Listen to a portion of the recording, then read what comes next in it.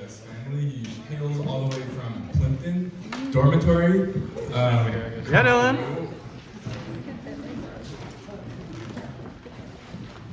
We're very excited to have him. This is his debut set. He's come from Europe. Is very, very professional comedian. Everyone give it up for Dylan Byrne.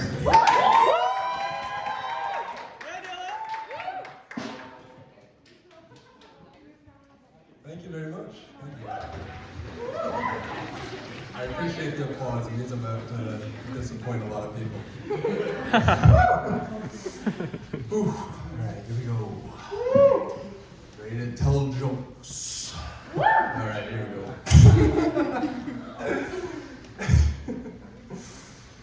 So I had this friend a while back. He had some really weird passions. He was really into speakers for a while. He called himself an audiophile. And I asked him if he was an MP3 or a wave. And he got really mad at me. He said, Dylan, you don't appreciate any of my passions. I don't think you take a genuine interest in what I care about. And I said, well, let me prove you wrong. I said, let me ask you a question. What are your thoughts on Speaker Pelosi?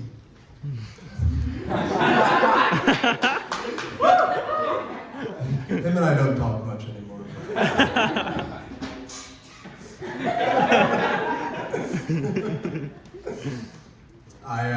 The other day I forgot to take $1 out of my pocket and I put my pants in the wash. That's the worst. And I got charged with money laundering.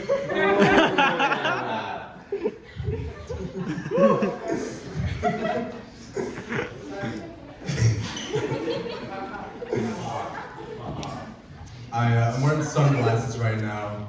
I don't know if you guys can see, but I have little words of encouragement written on the inside of them. Like, Dylan, you got this. Dylan, that last joke was way funnier than they thought it was. Dylan, the accident wasn't your fault. You know, little stuff like that.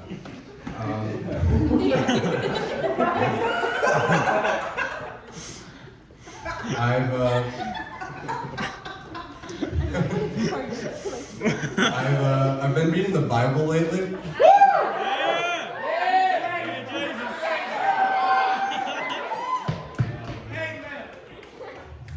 If you're a fan of the Bible, you're not gonna like where this is going.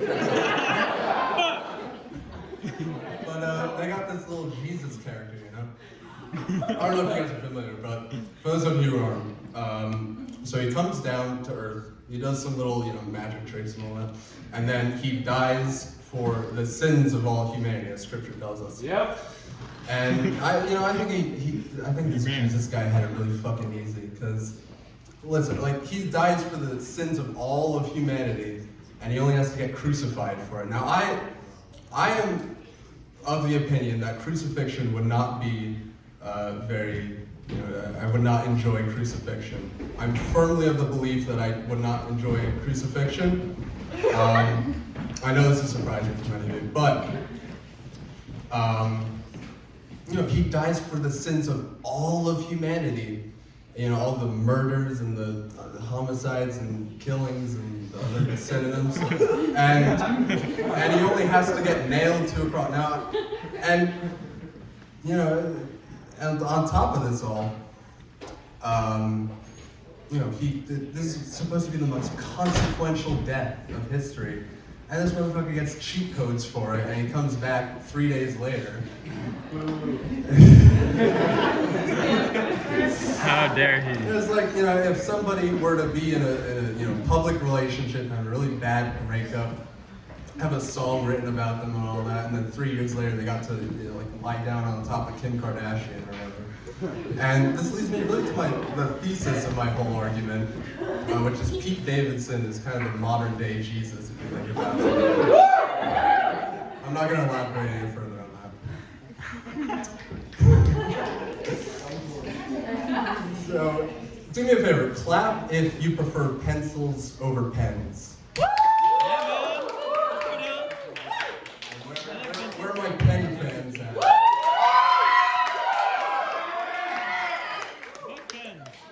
Cool. I don't really have a joke for that. I just wanted to say.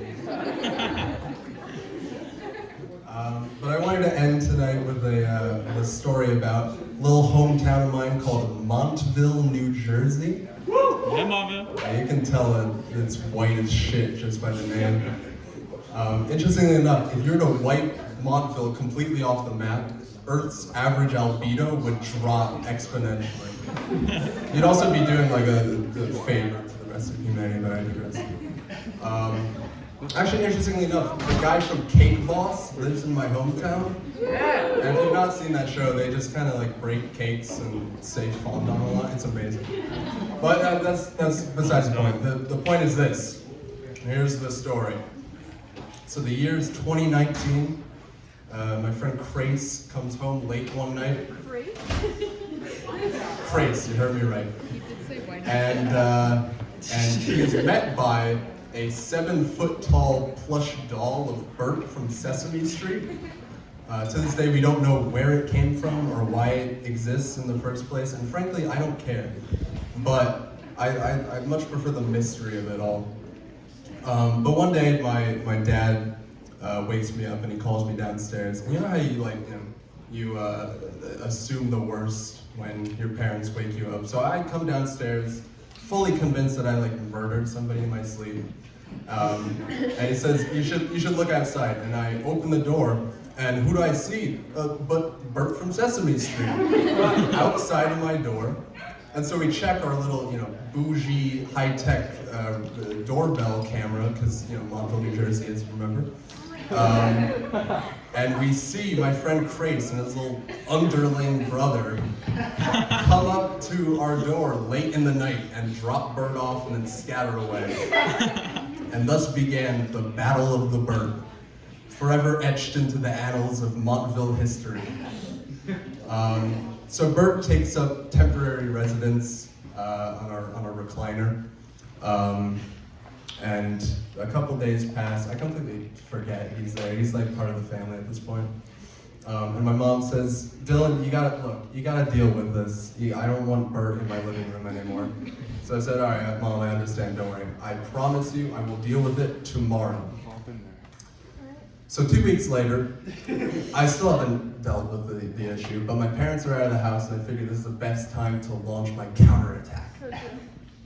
But I can't just drop Bert off at my friend's house and do the same thing he did. No, I gotta have, some pizzazz to it, some je ne sais quoi. So, I scrounge around my house for little bits and baubles. I find a fedora and a bandana that I put on Bert. I find this little oh, it's your second birthday button that I put on him. I have a little American flag that I tape into one hand and I tape a banana into the other one. And I put Bert in my car, I drive to the enemy base, I put Bert down in the driveway, and then I leave. A day passes, 2 days pass, 3 days pass, and my friend has not contacted me at all. And I'm like, no, well, shit, he took that really fucking personally. But unbeknownst to me, he was on vacation that week. And also unbeknownst to me, it was going to rain all week. So the Crace and his family come back, and they see this tattered, waterlogged Bert with a 1,000-yard stare and probably in a fetal position. And my friend calls me and says, "What did you do to Bert?" And I'm laughing my ass off. And then I remember the banana that had been out in the rain for a week. And I asked him about it, and he says, "Oh, so that was what was smeared all over our driveway." And I kind of took that as evidence that I had won the Battle of the Bert. Thank you very much, guys.